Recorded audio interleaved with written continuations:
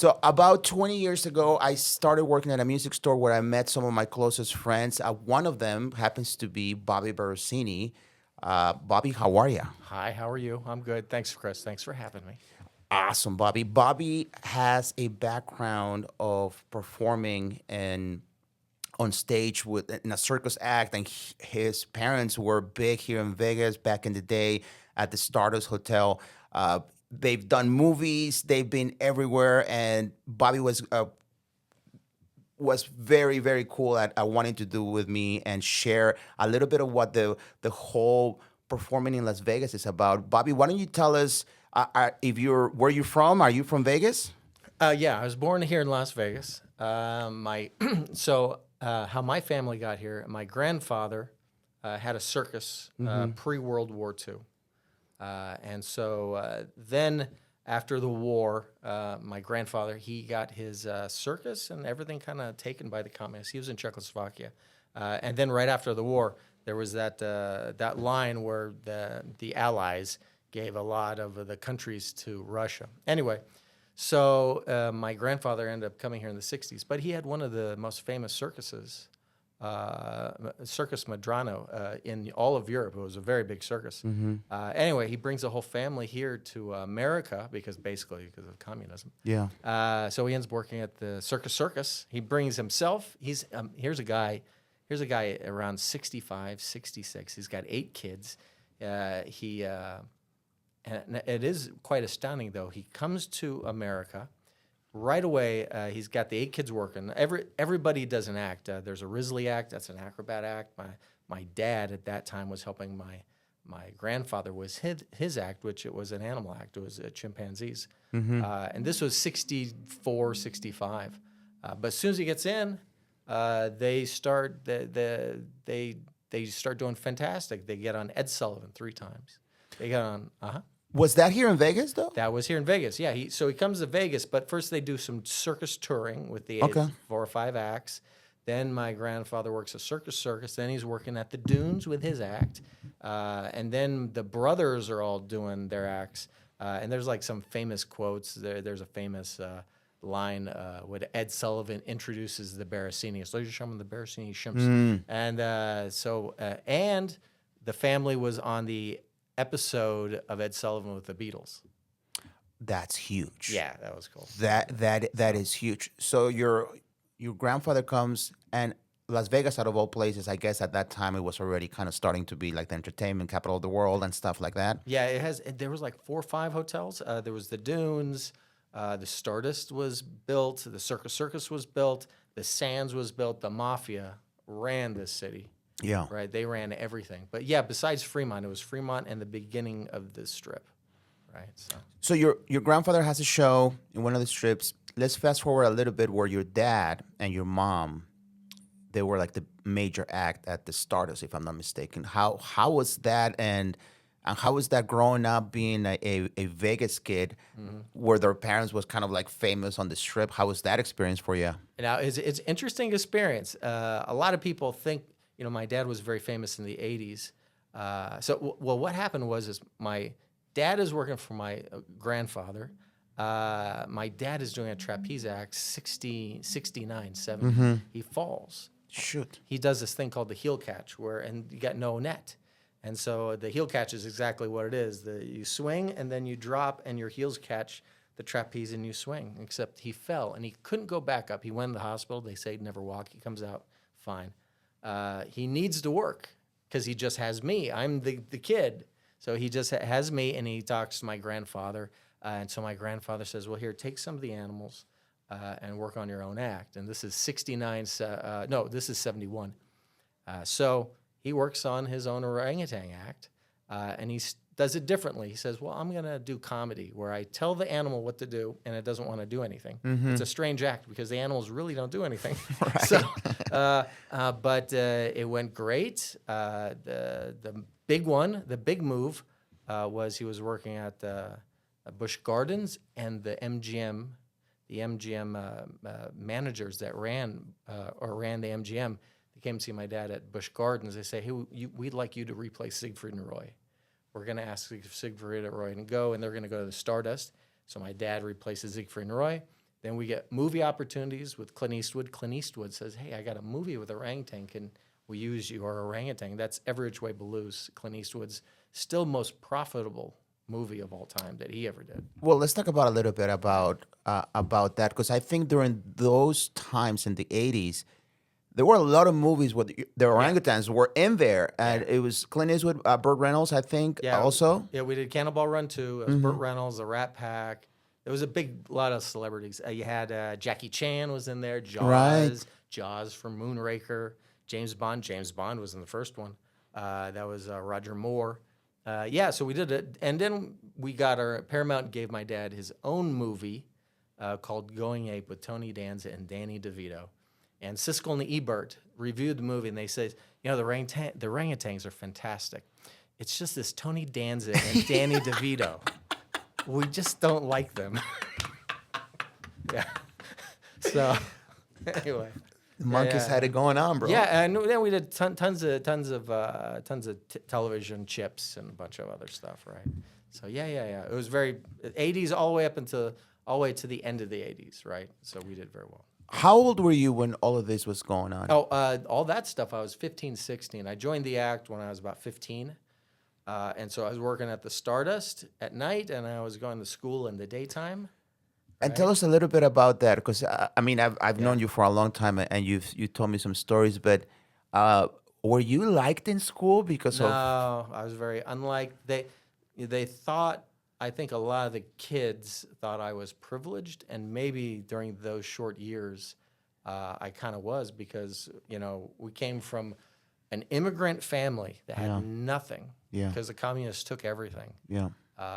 And then my dad luckily was able to find an act that people liked very much. Sure. And then it was a lot. It's funny. It's a lot like magic too, because of the orangutans. A lot of times they used to spend a lot of times with people, right?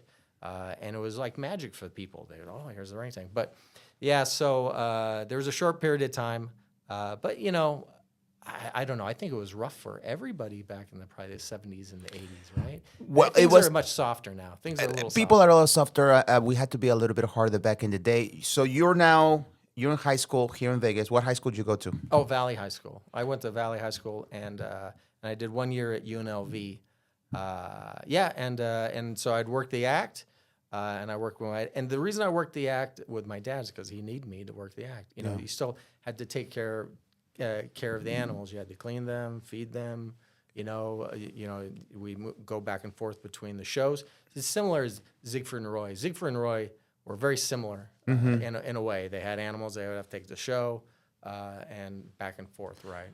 What most people don't realize is that you actually lived with the animals at your house, the orangutans. Let's talk about. I have a doggy and I love my dog. Did you develop this kind of bond with them as much as I did? You know? You like to think of them as your pets. Yeah. But you can't. A professional animal mostly is a lot different than a pet. And I'll give you an example, like a racetrack horse, a horse that's on the racetrack. Yeah. You take care of them differently. You're always watching them. In fact, I lived right next door to the animals, just like I would say 12 feet away. Okay. Where I lived, so you could hear everything. You could always hear, and you check them multiple times during the night. It's a 24-hour job. Anybody who has those animals with a 24-hour job, right? Was it dangerous? When they're young, no, there's not really a lot of danger involved. Yeah. Really.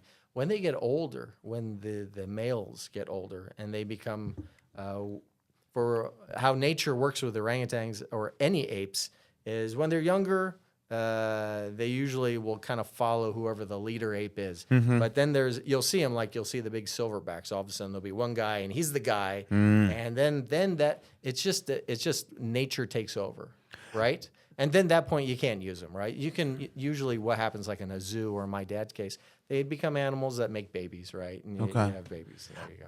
I mean, there had to be some kind of, because I imagine the strength of these orangutans is course. incredible, Oh, yeah. and there was, I'm pretty sure there was always a sense of carefulness around them, even though you see them every day. Did you ever get any kind of herd at all? No, I never really, not really. No, Okay. Because we use the younger ones, but actually it's the reverse. They're actually very sweet. They're very Okay. nice. You'd be shocked at how similar like a orangutan is to like a pet dog or a Okay. pet cat, Yeah. right?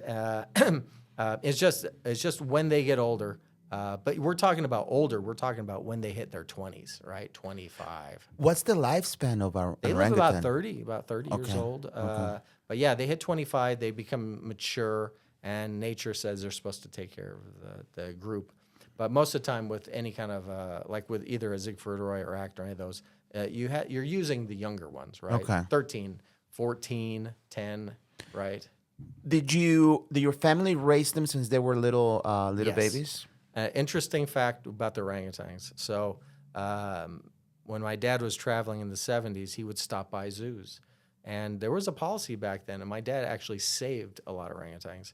So the policies at the zoos is they would have a Bornean and Sumatra. And sometimes the Bornean and Sumatran orangutans, so there's two different areas where orangutans are from. Okay. They would breed, and they would have a hybrid. And the zoos didn't want the hybrids at all. So what they would do is sometimes the zoos would euthanize the orangutans, but my dad would come in, and if he found this situation, he says, no, here, I'll take the orangutan. When you say hybrids, what does that mean? Like two Hybrid. different parts of Yeah, there's two different islands, one Sumatran and Sumatra, and I forget what's the one I just said, Sumatra. But anyway, yeah. So basically, one orangutan is very vibrant red, and the other one is a very darker red. Okay. And Okay. then everyone liked they like the lighter red, I see. right? I and see. so it's like with animals when they were considering them the mutts of orangutans. Wow. So you're in high school. Your parents are having great success, and your mom was involved in the show as well, right? She's also a performer here in Yeah. Vegas for a long time. Mm-hmm. You're in high school. I'm thinking that back then people knew who you were in high school. How was that experience when they thought you were privileged, but in reality you had to take care of these pets Yeah. and you were living close? How was that experience overall? Chris is horrible. Was It was very bad. I had a couple of friends that I really liked, and they were my best friends. Yeah. And that was it. And that was a lesson I learned, right? To have fewer friends. But yeah, I'm doing two jobs, and I'm a young guy, and and this is the way it is because it's family. Yes. The very Vegas at that time. It was, I don't know, how do I put this? It was kind of a rough place for kids. In fact, Yeah. I agree with that. Yeah. I give you an example. In high school, I was with in my math class. No, English class was Spalatro's son, and Spalatro is a famous mobster here. You were performing for many years at the show. You're used to the crowd. You're used to the applause of the people. When did you? Because I know, you were performing with orangutans, and it's like kind of like a circus act. Before the show, did you guys travel anywhere other than Vegas, or was it always a Vegas show show? Yeah. So the show. So it's Stardust mostly. So my dad was at the MGM, Hallelujah Hollywood, Jubilee performs on those, stars both of those, and then stars at the Lido Day Perry. So it's all the Don Arden productions. Those were the best of the best at the time. Before that, there was traveling, but it wasn't with my dad's act. It was with my grandfather's act, except for when my dad was at Busch So Gardens. your grandfather continued working. He didn't stop, even though your dad now was a very established show here in Vegas. Your grandfather continued working. Yeah, the Berosini family at that time.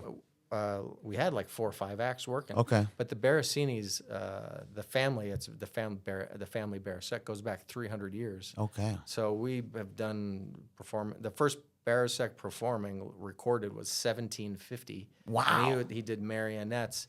And the circus goes back very far. They performed for the kings and the queens of Europe, right? So I'm the number 300 generation, or 300 years of generation of performers. That's insane. You're doing the show. and then you get bit by the music bug. Mm. And tell us a little bit about that, because that was this late '80s, early '90s? Yeah, I think all of us were influenced by the whole rock music in the Yeah, late 80s.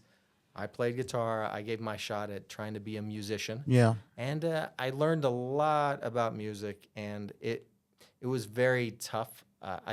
Here's the secret I ended up figuring out, and why it was harder for guys like you and me, because we were both doing music, yeah. was in the 70s and the 60s, there weren't a lot of bands. Right. There were very few bands.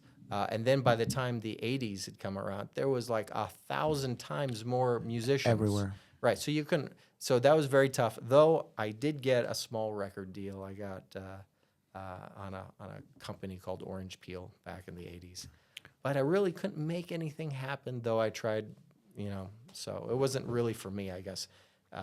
And I learned that lesson, because kind of what I'm doing now is it kind of calls, there seems to be a natural, something natural to do it. It's a natural thing. While I think it was harder as a musician, that wasn't a natural thing. For people that are listening to us that are not in the performance arts, I believe, and you tell me if I'm wrong, but most of us, because I used to perform as well, it's a hard life.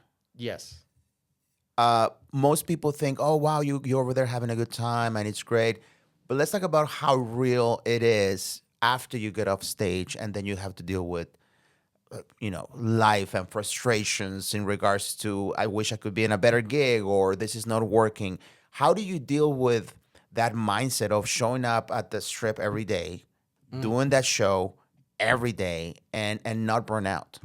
Oh, well, for the Stardust, Yeah. you have to. It's my dad's show. Yeah. Here's a good perspective, and I've come to, back in Europe after the war, post-war Europe, there's a lot of talent, a lot of performers. They all came to America, a lot of them, especially to come work in Las Vegas. Mm-hmm. And from the perspective of people like that, this is how you feed yourself.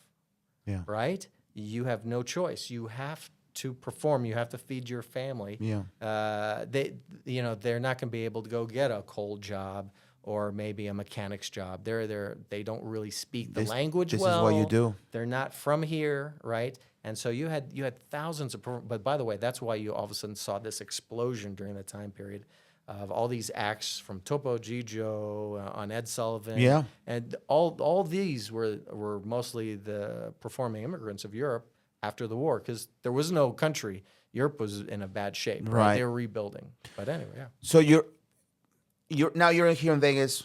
It's the '80s. You try to give it a shot in music. That doesn't pan out. Then you start working in. You try to stay with music, because I met you at a music store. You start working at a music store. Where were you working? So you said people. Yeah. I've worked a couple different. I met you at Sam Ash. Yes. I worked for the old Mahoney's. Yeah. They used to be here. So, you do have to make a living. And my dad was just about to retire. Mm-hmm. So he's retiring. And then, so I need a job, and so I said, well, I know something about music, and I get involved there. And it was okay. It was nice. It was a good way to make a living. And it taught me about real retail, and it taught me about sales. Sure. Right? Because, real estate is a lot about sales. 100%. But yeah. So, and then I met you at Sam Ash. And ironically enough, a lot of famous guys. Me and you both worked with Phil Fang Voke, which is the bass player of Paul Revere and the Raiders. That's correct. Yes. And it's funny, the entertainment business in Las Vegas, there's, you see all these guys, there's ups and downs to your career. Very ups and downs. Yeah, More and, downs than ups. And we also worked with Steve Arnold, which was... Yes, big shout out to Steve Arnold, which hopefully he'll be here soon. I'm going to invite him to do my podcast. Yes. And Steve Arnold is related to Buddy Rich, the Buddy Rich family. Yes. Which are fantastic drummer. Which absolutely. is probably the most historic drummer. 100%. 100%. So now you're working at the music store. The crash, I don't want to say the crash of music stores happened, because you and I used to work both in mom and pop store, which they were cool at the time. Yeah, small I mean, ones, these small stores where you would go and you actually worked at the store. Not to talk about bad about the people that work at the stores now, but No. back in the day, if you worked at a music store, you really had to know what's going on in Yeah. regards to music. You were working at Las Vegas Music and Sound, which used to be the O'Mahony's, and these major music stores started to open up. One of them was Sam Ash, where I met you.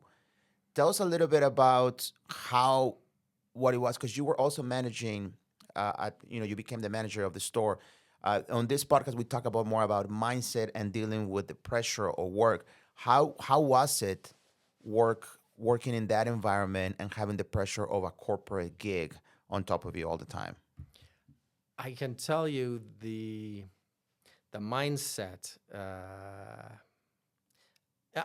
You had two things going on there. The one, when you're working with 20, 30 people, everyone becomes very close. And in Yeah. fact, I think you and me still know it. We've had all Yeah. these friends. Yes. And it's because it's a challenging environment. Um, uh, the second thing is there is a hustle to the job. And there's a sales aspect. One of the big changes in my life working that job is I worked in the pro audio section for a while. I had a lot of friends that were still from showbiz, and they say, "Hey, we need a PA system over this theater and that theater," so we could help them out. But one of the things I later on became sales manager to the store, and I was managing there was 30 people, right? Yes. 30, 40 people. It's a big store. First month, 2 months, people hated me. They even pulled me aside, Bobby. We hate what you're doing. We just And don't like you, bro. We just don't like it. And it took me a while to reflect. And I'm like, okay, I'm trying real hard. What am I doing wrong?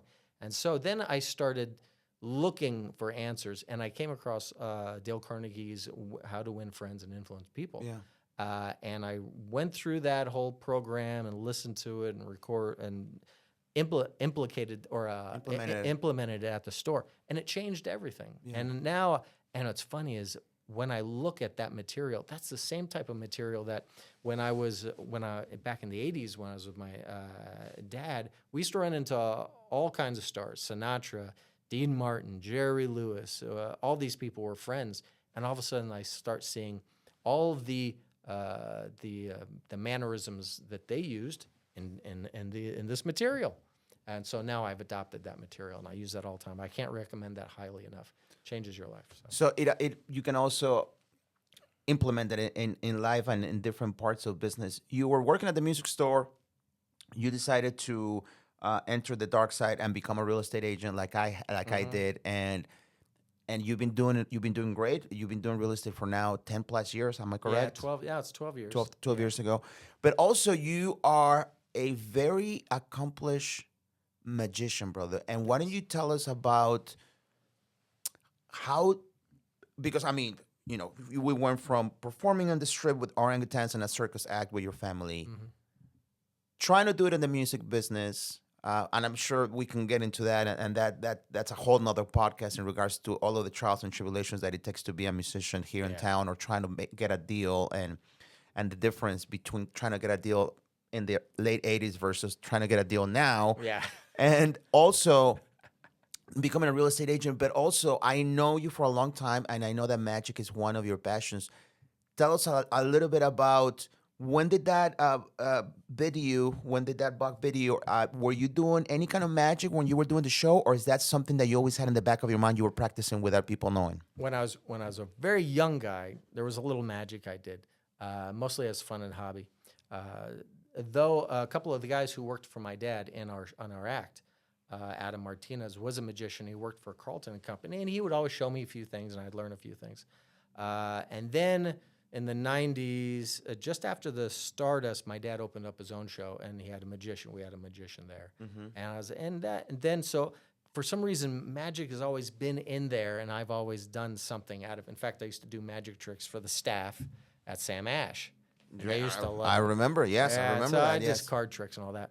But anyway, so I'm doing real estate because I wanted to be in the professional sphere. So I wanted to move from retail to a professional environment. Yeah. So I did that for a while, and it was very nice. Then there was a change.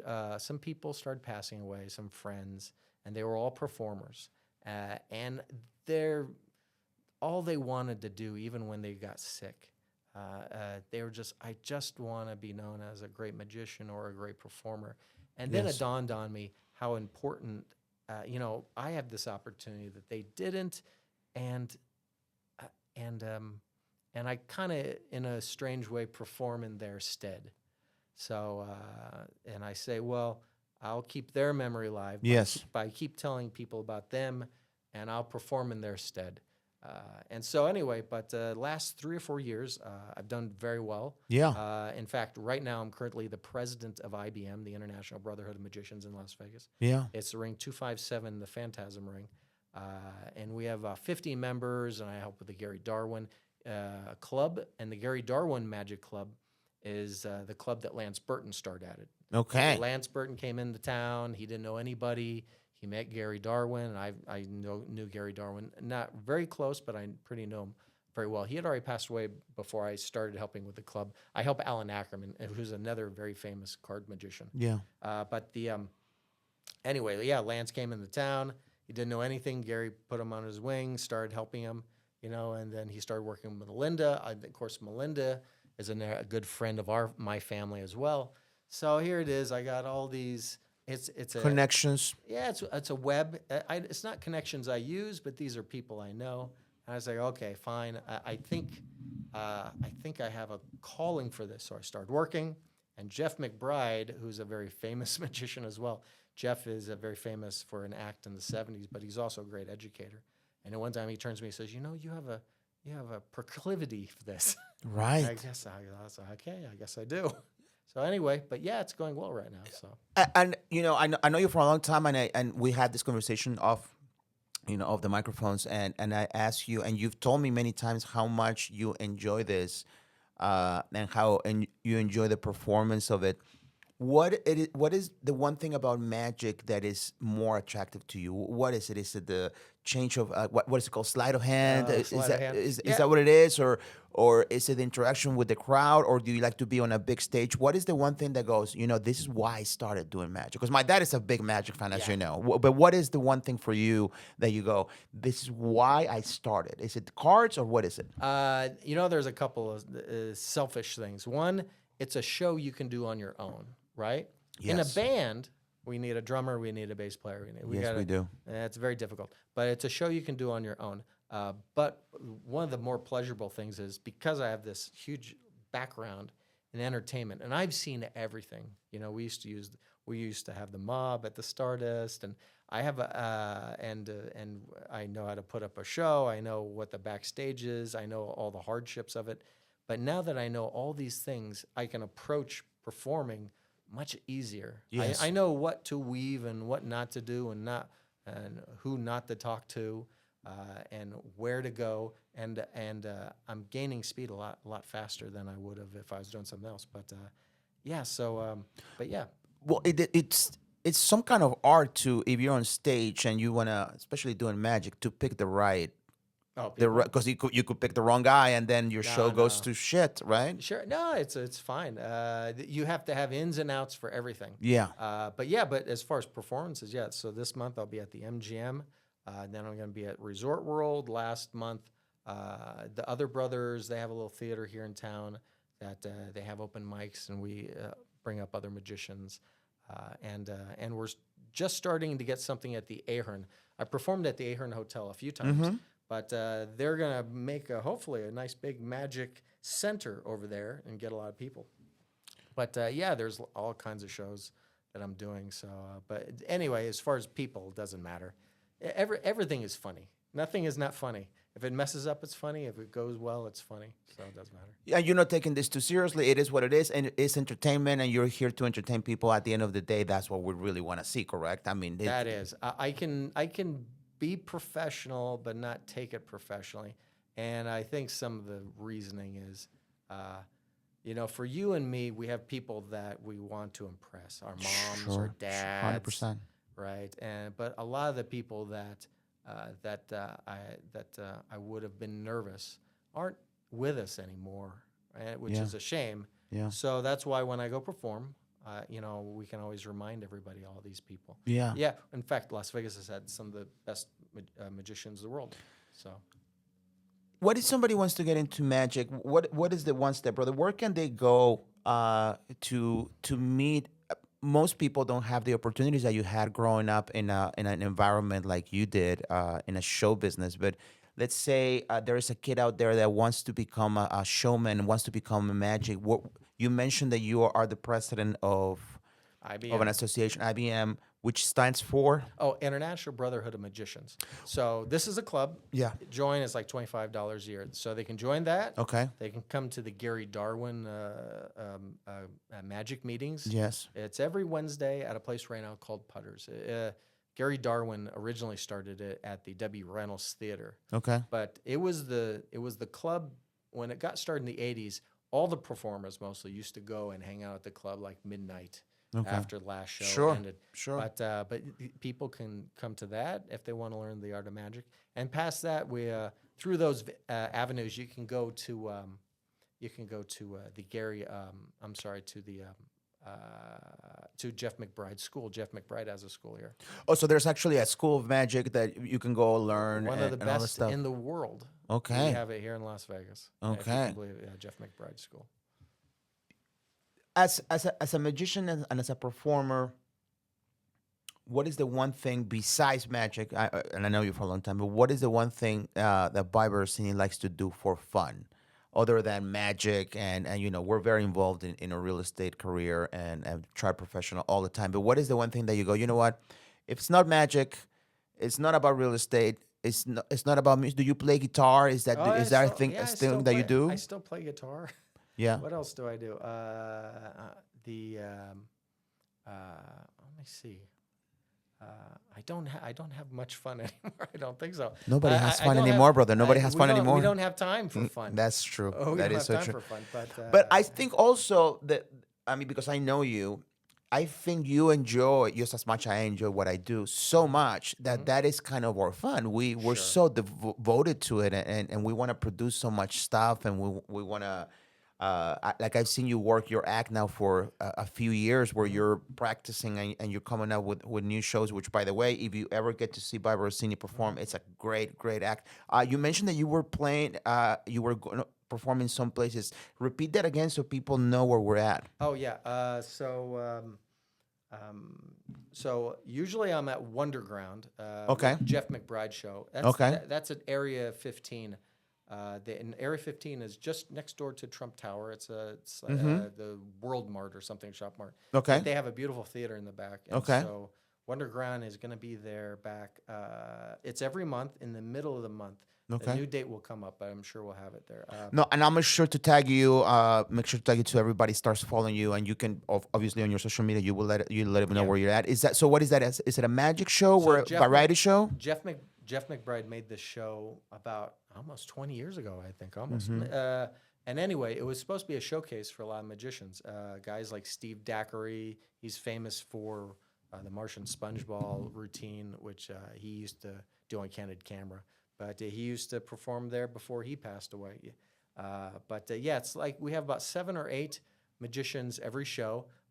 Xavier Mortimer was just there a couple of months ago. He's a magician who's from Las Vegas here as well. Mm-hmm. He has something like, I think, 40 million followers on everything, whether it's YouTube or Facebook.